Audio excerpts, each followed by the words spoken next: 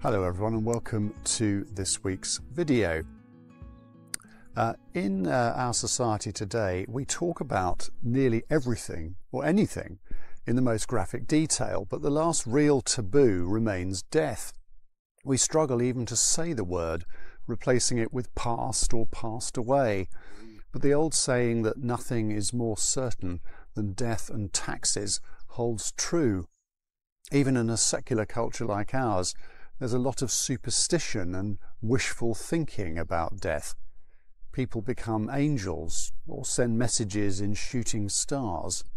Part of that is our brain seeking to meter out the pain of bereavement. We can take only so much sorrow, and forms of denial can be therapeutic in the short term.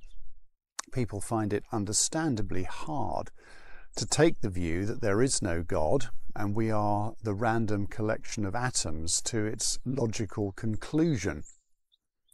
Christian funerals continue to speak hope into this unavoidable human reality.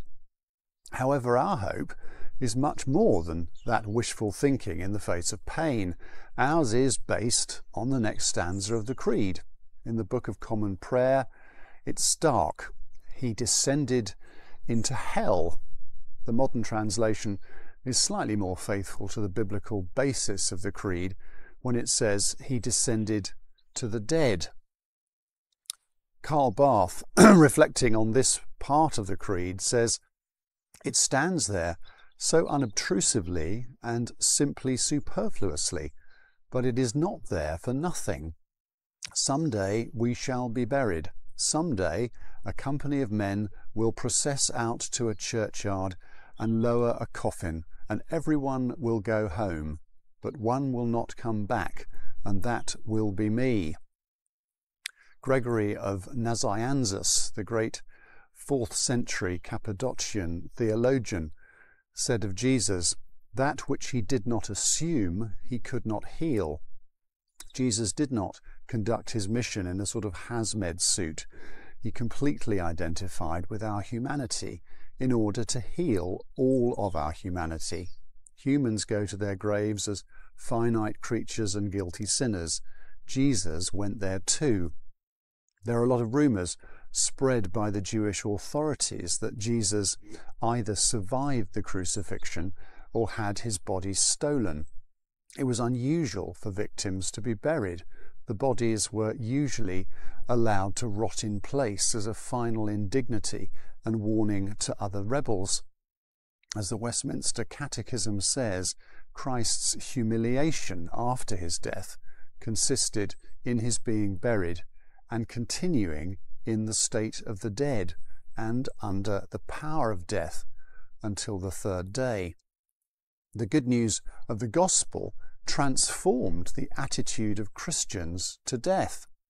As Ben Myers recounts, believers would assemble for prayer in tombs. They would worship Christ among the bones of the dead. Believers would raise the bodies of martyrs in the air and parade them through the streets as trophies.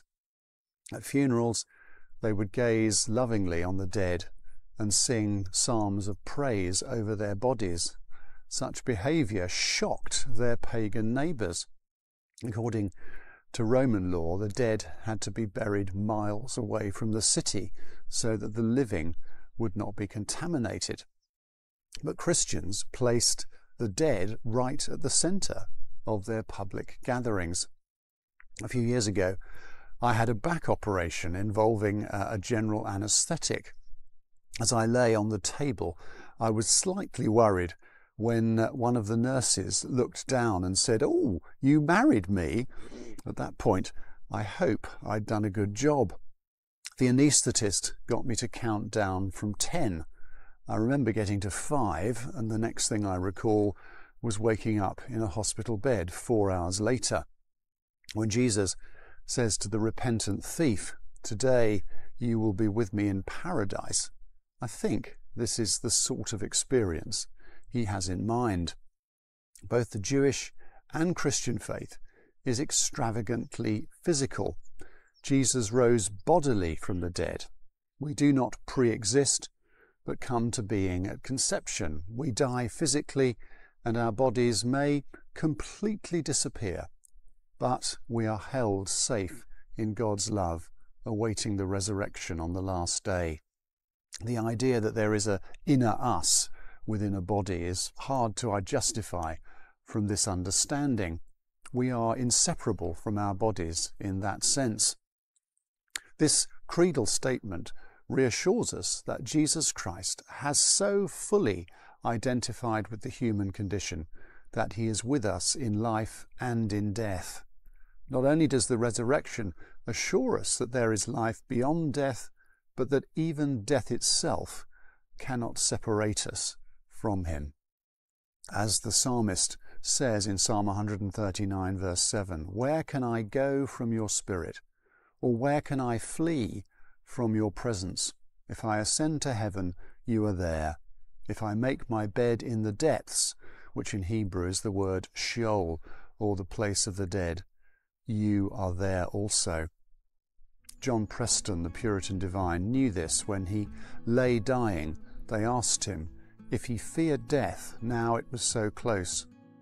"No," whispered Preston, "I shall change my place, but I shall not change my company," as if to say, I shall leave my friends, but not my friend, for he will never leave me.